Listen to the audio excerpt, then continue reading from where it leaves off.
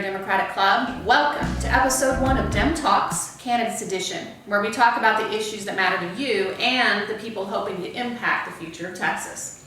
We could also call this episode, Who the hell are we? Are we allowed to curse? Who should we vote for in this next election? Let me introduce myself too. My name is Elizabeth and I am the president of the McKinney Area Democratic Club. Hi, I'm Misty Hook. I'm the local politics director for Collier County Democratic Party. Let's talk politics. And I'm Chantal Kadala. I'm a registered voter here in McKinney and an enthusiastic voter. The elections we're discussing today are the upcoming November 8th general election.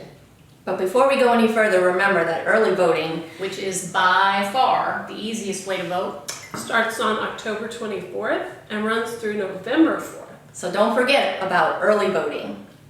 Today we're going to give you just the top of the ticket, meaning just the statewide races. So these are names you may have heard. We'll get to the local races in the next video.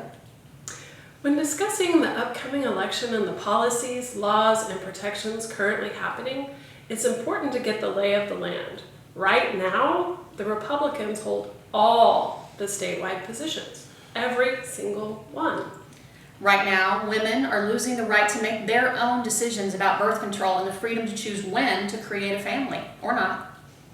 And right now, they're even considering legislation that would track women leaving the state to ensure they aren't crossing state lines to find abortion care in another state.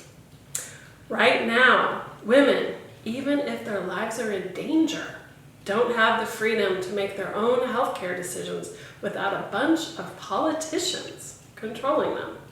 Right now, state leadership is refusing to raise the legal age to purchase the weapons that murdered those kids and those teachers in Uvalde. If you want change in Texas, you have to vote for the Democrats. Bottom line. Of course, we want you to make informed decisions when you vote, and to do that, you need to know more about each candidate. And we've got you covered, so let's get going. By far the most famous of the Democratic candidates is Beto O'Rourke. He's running for governor against one of the most contentious Texas governors ever, the MAGA candidate, Abbott. Although in this case, when we say MAGA, it stands for Mothers Against Greg Abbott. That's a campaign you've got to check out. And if you haven't seen their commercials, you have to go look. Yes, we'll put the link on the screen so that you can go check out their campaigns. Anyway, back to Beto. He's a former city council member and a former Texas congressman, so he's got the experience. Beto is also a strong proponent of sensible gun laws like background checks and age restrictions on AR-15s. Texans don't like talking about gun laws, but since legislatures loosened gun laws, Texas has had 5 mass shootings, including the poor innocent children in Uvalde.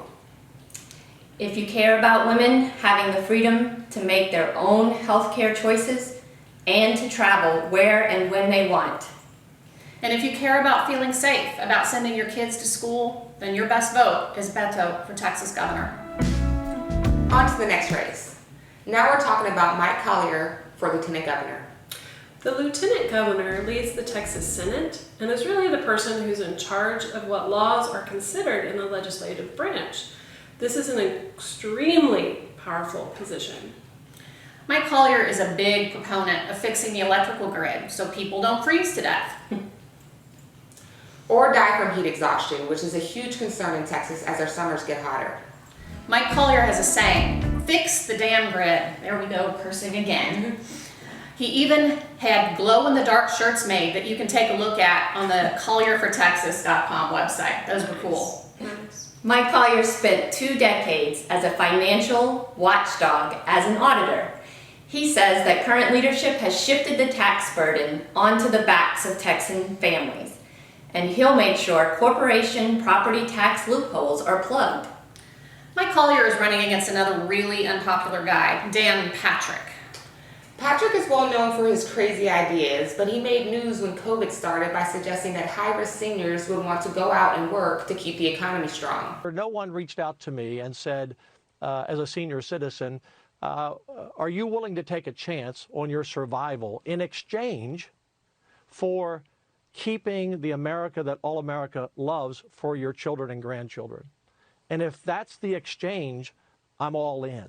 My message is that let's get back to work. Let's get back to living. Let's be smart about it. And those of us who are 70 plus, we'll take care of ourselves, but don't sacrifice the country. Don't do that. Don't ruin this great American dream. You're basically saying that this disease could take your life, but that's not the scariest thing to you. There's something that would be worse than dying. Yeah. Which sounds like all he truly cared about was his stock portfolio. A vote for Mike Collier for Lieutenant Governor is a vote for an energy grid that works when we need it to, and a vote for lower taxes for families. Next, we're moving on to Democrat Rochelle Garza, who is running for Attorney General. So the Attorney General is basically the state's top lawyer who is supposed to fight for the people and the state of Texas. She's a famous women's rights attorney who's faced off against the current Attorney General over protecting a woman's right to choose. She's beat him in court. She can beat him in the election.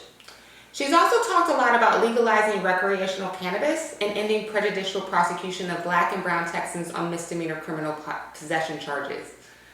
The current AG, who's supposed to be enforcing the laws, has been dodging criminal accusations himself for over 7 years. Just this year, he's begun an investigation by the FBI into his office. The Texas Tribune did an informative article on how he even stood on stage in D.C. right alongside Trump during the insurrection speech. We're going to walk down to the Capitol. In Washington, lots of fingers are pointing to President Trump's rhetoric during a White House rally just before these moments unfolded. But before he spoke, The message goes on, we will not quit fighting. Texas Attorney General Ken Paxton was at the podium telling the crowd, quote, "We're not quitting," and saying the Supreme Court should have heard his rejected lawsuit that asked for election results to be tossed in 4 battleground states. One other cool thing about Rochelle Garza is she'd be the first Latina to hold the office of Attorney General in Texas. It's about time. Vote for Democrat Rochelle Garza for Attorney General. So we're going to talk about Democrat Janet T. Dudding, who's running for Controller. The Controller is the top person handling the state's money, and we have a lot. Janet Dudding is a certified public accountant with lots of experience investigating governmental kickbacks. Texas has never had anyone who's a CPA in this position, and it's supposed to be all about our state's financial health, which is literally what CPAs are experts at figuring out. Janet Dudding's big saying is, Texas needs a watchdog, but right now we have a lapdog. I'm with her there. I'd like to have someone watching over the billions of dollars our government spends. If you want a certified public accountant with experience in government funding, vote for Janet Dudding for Controller. Now let's talk about Jay Kleeberg, who's running for Land Commissioner. What does the land commissioner even do? His job would be to oversee Texas's 13 million acres of public lands. That is a lot of territory. He'd be using those revenue streams from those lands to help provide funding to our public schools. Plus, he'd oversee natural disaster relief funds, the Alamo, and work to keep our beaches clean and open. Jay Kleeberg's resume looks like he was born for this role. He spent his whole career trying to take care of Texas natural resources. He'd be perfect. He wants to use the revenue the state gets from the land's natural resources to fully fund public education and spend more money supporting veterans. Plus, he came all the way up here to McKinney to one of the wing bucket happy hours to campaign. He knows Collin County voters are important. Vote Jay Kleeberg for Land Commissioner. Next up is Susan Hayes, who wears a killer hat, I'm telling you.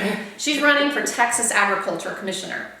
She's a superstar lawyer who spent a lot of time focusing on hemp legalization and cannabis. Susan Hayes is a big proponent of legalization and says we need to use this high-value crop to maximize economic opportunity for Texas while protecting the public health and safety. She even grows her own small crops of hops and hemp. She says, farming is hard, but ethics should be easy. She believes we should expand Medicaid and invest in rural health care with the income that we get from legalization. If you agree with those ideas, Your vote is for Susan Hayes for Agriculture Commissioner. Now let's chat about Luke Warford, who's running for Railroad Commissioner, a position that has absolutely nothing to do with trains. What it does have to do with is the electrical grid. The one that keeps failing. Yep, that one. Luke has a pretty good TikTok that's literally 30 seconds that explains what he's running for. You should check it out. We'll post the link here. He's a pretty cool guy. I like watching that TikTok. Obviously, he's a lot younger than we are. And knows how to use TikTok pretty effectively. And if you appreciate straightforward and colorful messaging, you might like his merch. Yeah, we're gonna show you a picture of his t-shirt, but it basically says, "Un-F the grid." Vote for Democrat Luke Warford for Railroad Commissioner. Our last entry in today's video is actually a group of judges running for the Texas Supreme Court and the Criminal Court of Appeals. Now, one thing about judges when they're campaigning is they aren't really allowed to say how they rule on particular issues, but what they can do is they can promise to be fair and ethical and balanced, and you can look at their past behavior to see how they've responded in the past. Right now, every judge on the Texas Supreme Court and the Criminal Court of Appeals is a Republican. That's definitely not fair or balanced. Yeah, it's time for some balance. So let's vote in Democrats on the Texas Supreme Court and the Texas Court of Appeals. We need to vote in judges like Aaron Noel, Amanda Reichik, Julia Maldonado, Dana Huffman, Robert Johnson, Maricela Moore, and Nancy Kennedy. We won't cover these Democrats separately, but invite you to check out their websites for information on their individual campaigns. And you'll find the links in the information below. Thanks for listening, guys. We hope you learned a little something about the candidates on your ballot this November. Remember to vote early and start at the beginning of your ballot and keep going on until the end. And vote blue. Voting in the Democratic candidates in every race is a powerful step towards positive change in Texas. One other thing, if you know someone else who might need the information here, please share the video. You can always find links to it at McKinney Democrats.org.